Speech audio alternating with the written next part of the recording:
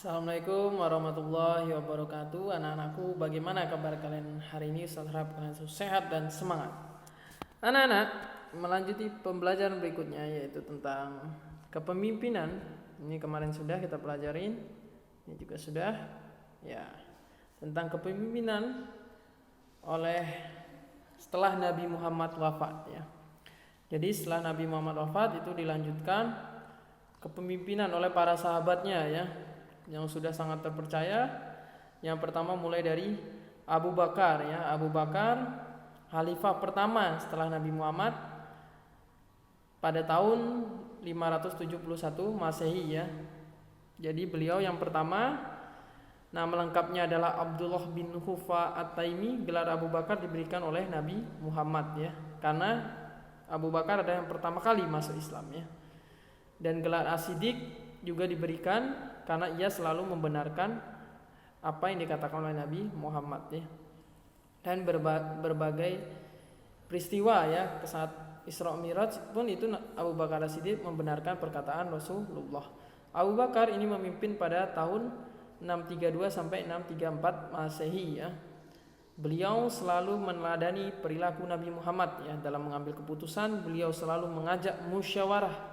Artinya seluruh sahabat dikumpulkan dan dia melakukan musyawarah untuk mengambil keputusan tersebut ya. Beliau sangat memperhatikan rakyatnya juga dan sangat membantu orang-orang yang kekurangan. Meskipun Abu Bakar anak-anak sudah menjadi pemimpin suatu negara, beliau tidak pernah sombong dan masih mau memerah susu rakyatnya di kampung ya. Untuk kesejahteraan rakyat, beliau juga mendirikan Baitul Mal yang mengurusi kas atau keuangan negara ya, jadi agar lebih rapi keuangan, lebih tertata seperti itu ya. Berikutnya yaitu kepemimpinan oleh Umar bin Khattab ya. Ini setelah Abu Bakar, Umar bin Khattab menjadi khalifah kedua. Umar bin Khattab mempunyai nama Umar bin Khattab bin Abdul Uzza ya. Umar bin Khattab menjadi khalifah tahun 634 sampai dengan 644. Beliau adalah orang yang sangat jujur, tegas dan bijaksana dan sangat bertanggung jawab ya. Umar bin Khattab juga seorang pemimpin yang tidak mau menggunakan fasilitas negara untuk kepentingan pribadi dan keluarganya, walaupun hanya sebatas cahaya lampu ya. Pada masa pemerintahan Umar bin Khattab dikenal sebagai pribadi yang sangat sederhana ya, pemimpinnya sederhana dan sangat bertanggung jawab. Jasa Umar bin Khattab sampai saat ini yang bisa kita rasakan yaitu penetapan kalender Hijriyah ya, tanggal 1 Muharram atau tahun baru Hijriyah ya, itu yang kita bisa rasakan sampai saat ini. Selanjutnya yang ketiga yaitu Utsman bin Affan ya. Utsman bin Affan ini memerintah selama 12 tahun dari tahun 644 sampai 656 Masehi. Beliau dikenal sebagai orang kaya dan dermawan ya. Bukti kedermawan Utsman bin Affan yaitu pada pemerintahan saat Abu Bakar menjadi khalifah. Beliau memberikan gandum yang diangkut dengan 1000 unta ya, berarti sangat banyak gandumnya untuk membantu kaum miskin yang menderita di musim kering pada waktu itu ya. Di masa pemerintahan Utsman bin Affan melakukan kodifikasi atau menyusun atau membukukan kitab Al-Quran, karena beliau khawatir di sini akan terjadi perbedaan Al-Quran di kemudian hari. Beliau membentuk panitia ya untuk menyusun Al-Quran yang diketuai oleh Zaid bin Sabit dan anggotanya Abdullah bin Zubair dan Abdurrahman bin Haris. Panitia tersebut bertugas menyalin ulang ayat-ayat Al-Quran dalam sebuah buku yang disebut mushaf dan diperbanyak 4 buah.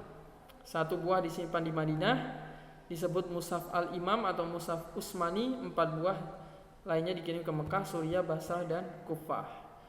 Di sini juga beliau merenovasi Masjid Nabawi di kota Madinah dengan cara memperluas dan berpindah bentuknya ya. Yang terakhir adalah Ali bin Abi Thalib ya. Ini adalah yang berikutnya kepemimpinannya yang akan kita bahas, yaitu Khulafaur Rasyidin terakhir ya. Ali merupakan anak dari paman Rasulullah yaitu Abu Thalib yang membela dakwah Nabi Muhammad. Ali bin Abi Thalib adalah seorang yang pemberani ya. Hal itu sudah dibuktikan Ali bin Abi Thalib ketika harus menggantikan tidur Rasulullah Padahal di luar rumah pemuda-pemuda Quraisy ingin menyakiti Rasulullah saat akan hijrah ya. Jadi di sini Ali yang menggantikan.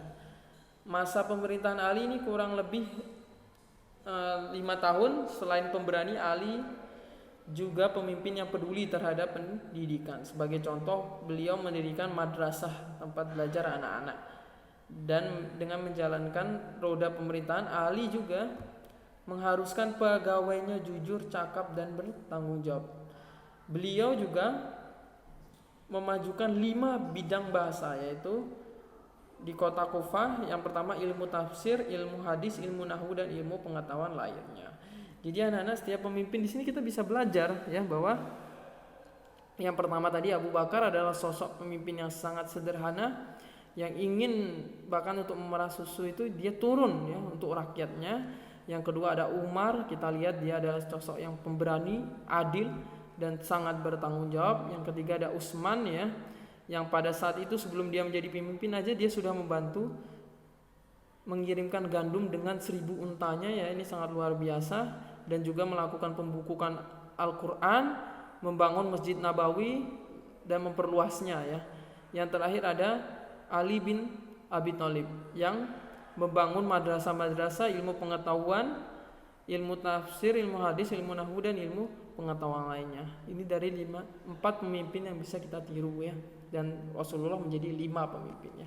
Semoga kita bisa meneladani sikap-sikap mereka di kemudian hari, belajar dari hari ini untuk lebih baik.